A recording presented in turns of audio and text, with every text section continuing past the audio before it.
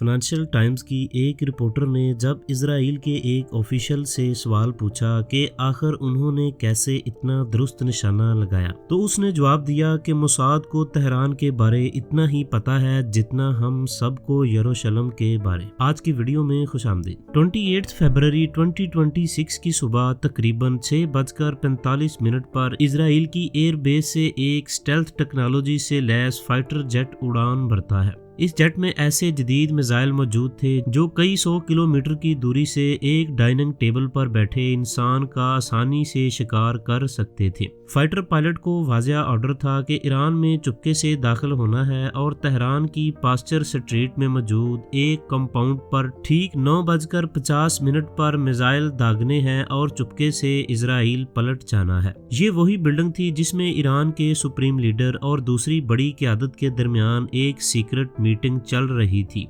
यकीनन यही एक मौका था यूएसए और इजराइल के पास एक ही झटके में पूरी ईरान की लीडरशिप को ख़त्म करने का। कई सालों से अमेरिका और इजराइल ऐसे ही मौके की तलाश में थे और इस मौके का उन्होंने पूरा फायदा उठाते हुए ईरान की पूरी लीडरशिप को ख़त्म कर दिया। पूरी दुनिया की नज़रें सिर्फ एक ही सवाल पर टिकी हुई हैं कि आखिर इजराइल और अमेरिका को कैसे मालूम पड़ा कि ईरान की पूरी लीडरशिप कब और कहां इकट्ठी होने वाली है। यकीनन आज की वीडियो में आप जान सकेंगे इन तमाम सवालात के जवाब। फाइनेंशियल टाइम्स की एक रिपोर्टर ने जब इजराइल के एक ऑफिशियल से सवाल पूछा कि आखिर उन्होंने कैसे इतना दुरुस्त निशाना लगाया, तो उसने जवाब दिया कि मोसाद को तेहरान के बारे इतना ही पता है जितना हम सबको यरूशलेम के बारे। तकरीबन पिछले 10 सालों से पूरे तेहरान के ट्रैफिक कैमराज को मोसाद ने हैक कर रखा था। इन तमाम कैमराज की पूरी रिकॉर्डिंग सीधा तल अबीब में मौजूद मोसाद के हेडक्वार्टर्स में जा रही थी, जहां मोसाद के एजेंट पूरे तेहरान की हर गली और नुक्कड़ पर अपनी नजरें जमाए बैठे थे।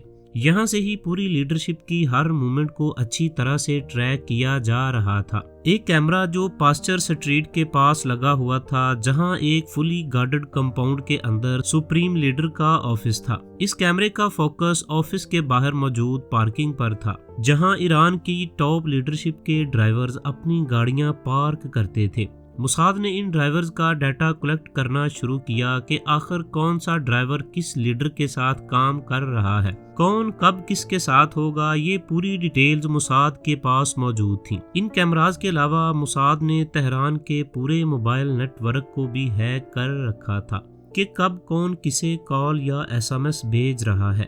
ये पूरी डिटेल्स भी इसराइल के सर्वर पर जा रही थी। इन सिक्योरिटी कैमराज और मोबाइल नेटवर्क के रिकॉर्ड्स के मुताबिक मोसाद को कंफर्म था कि 28 फरवरी की सुबह ईरान की पूरी लीडरशिप इस वक्त पर इसी कंपाउंड में इकट्ठी होने वाली है। दूसरी तरफ CIA को भी एक पक्की खबर मिलती है कि फलां जगह ईरान की पूरी लीडरशिप इकट्ठी होगी। CIA और मोसाद ने मिलकर इस खबर को फाइनलाइज किया और एक बड़े हमले की तैयारी शुरू कर दी। इस हमले का एजेंडा था कि ये हमला इतना खतरनाक हो कि किसी को भी संभलने का मौका ना मिल पाए। अब इजरायली फाइटर जेट्स इस मिशन को कामयाब बनाने के लिए ईरान के एरियल डिफेंस सिस्टम को चकमा देकर अपने टारगेट को हिट करने वाले थे। टारगेट को बिल्कुल सही शिकार करने में इजराइल ने अपने स्पैरो मिसाइल्स की मदद ली, जो तकरीबन 1000 किलोमीटर की दूरी से किसी भी छोटी पिन पॉइंटेड लोकेशन को हिट करने की सलाहियत रखते हैं। ग्रीन सिग्नल मिलने पर फाइटर पायलट ने एक के बाद एक स्पैरो मिसाइल फायर करना शुरू कर दिए,